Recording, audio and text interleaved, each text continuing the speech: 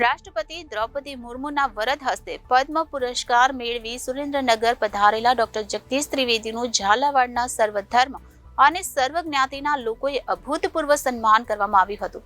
સ્વાગત યાત્રા કરવામાં આવી હતી, જે સ્વાગત યાત્રા શહેરના મુખ્ય માર્ગો પર ફરી હતી. આ સ્વાગત યાત્રા કાર્યક્રમમાં લોકો મોટી સંખ્યામાં જોડાયા હતા. સ્વાગત યાત્રા દરમિયાન પદ્મશ્રી ડોક્ટર જગદીશ ત્રિવેદીનું ફુલહારથી સ્વાગત કરવામાં આવ્યું હતું. પદ્મશ્રી એવોર્ડ મેળવનાર ડોક્ટર જગદીશ ત્રિવેદીના સ્વાગત કાર્યક્રમમાં વિવિધ સમાજના આગેવાનો, શિક્ષકો તેમજ સાધુ સંતો અને પદ્મશ્રી ડોક્ટર જગદીશ ત્રિવેદીના ગુરુ અને વિશ્વ પ્રસિદ્ધ હાસ્ય કલાકાર પદ્મશ્રી શાહબુદ્દીન રાઠોડ, નગરપાલિકાના પ્રમુખ જીજ્ઞાબેન પંડ્યા, પૂર્વ પ્રમુખ વિરેન્દ્ર આચાર્ય સહિત મોટી સંખ્યામાં લોકો સ્વયંભૂ ઉપસ્થિત રહ્યા હતા. સુરેન્દ્રનગર વઢવાણ સંયુક્ત નગરપાલિકાએ જગદીશ ત્રિવેદીના નિવાસસ્થાન પાસે આવેલા ચોકને ડોક્ટર જગદીશ ત્રિવેદી ચોક એવું નામ આપ્યું. તાજેતરમાં 22 એપ્રિલના રોજ રાષ્ટ્રપતિ દ્રૌપદી મુર્મુના વરદ હસ્તે પદ્મ પુરસ્કાર આપવામાં આવ્યા હતા, જેમાં સુરેન્દ્રનગરના ડોક્ટર જગદીશ ત્રિવેદી મેળવીને પણ પદ્મશ્રી એવોર્ડ મળ્યો હતો. ત્યારબાદ ગત સાંજે સુરેન્દ્રનગર આવેલા ડોક્ટર જગદીશ ત્રિવેદીનું ઉપાસના સર્કલ ખાતે ભવ્ય સ્વાગત થયું હતું. માલધારી સમાજે પોતાની પરંપરાગત પાઘડી પહેરાવી યાત્રાનું પ્રસ્થાન કરાવ્યું હતું. ત્યારબાદ તમામ જ્ઞાતિ અને ધર્મના લોકોએ સ્વયંભૂ ઠેર ઠેર જગદીશ ત્રિવેદીનું સ્વાગત કરવામાં આવ્યું હતું.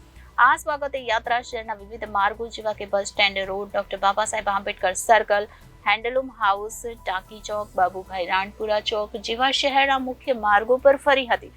સુરેન્દ્રનગર વઢવાણ સંયુક્ત નગરપાલિકાએ જગદીશ ત્રિવેદીના નિવાસસ્થાન પાસે આવેલા ચોકને ડોક્ટર જગદીશ ત્રિવેદી ચોક એવું નામ આપ્યું છે. છેલ્લે ડોક્ટર જગદીશ ત્રિવેદી ચોકમાં જગદીશ ત્રિવેદીના કલાગુરુ પદ્મશ્રી શાહબુદ્દીન રાઠોડની ઉપસ્થિતિમાં રાષ્ટ્રગીતના સમૂહગાન સાથે આ સ્વાગત યાત્રાને વિરામ આપવામાં આવ્યો હતો.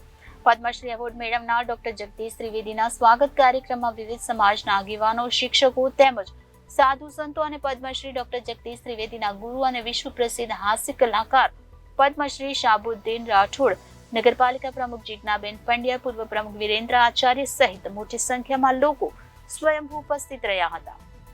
બધા જ જાણે છે એ રીતે 22મી એપ્રિલની સાંજે રાષ્ટ્રપતિ ભવનમાં આપણા ભારતના મહામહિમ રાષ્ટ્રપતિ દ્રૌપદીબેન મુર્મુના વરદ હસ્તે મને આ પદ્મશ્રી પુરસ્કાર એનાયત થયો, આ મેડલ અને આ પ્રમાણપત્ર.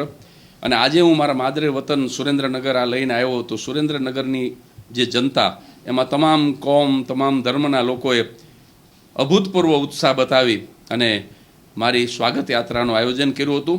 અને 2 કલાક સુધી સુરેન્દ્રનગરના માર્ગો ઉપર સ્વાગત યાત્રા ફરતી રહી અને જુદા જુદા પોઈન્ટ ઉપર જુદી જુદી જ્ઞાતિના લોકોએ ખૂબ જ લાગણીથી મારું અભિવાદન કર્યું. એનાથી હું ખૂબ જ રાજી થયો છું. આવી રીતે જ્યારે વતનના લોકો આપણું સન્માન કરે, આપણું સ્વાગત કરે, ત્યારે સ્વાભાવિક છે કે ગીરા ગદગદ થાય અને એનો આનંદ અને અનુભૂતિ એ અવર્ણનીય હોય, શબ્દો પણ આપણને મળે નહીં.